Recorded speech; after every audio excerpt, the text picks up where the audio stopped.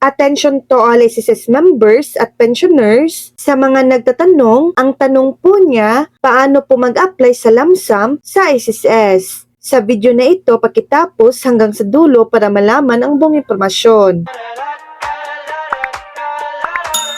Pag-usapan natin kung paano mag-apply para sa lump sum benefit sa SSS. Una, kumuha ng application form, pumunta sa pinakamalapit na SSS branch at kumuha ng application form para sa benefit na iyong ina-applyan. Maaari ring i-download ang application form sa SSS website www.sss.gov.ph.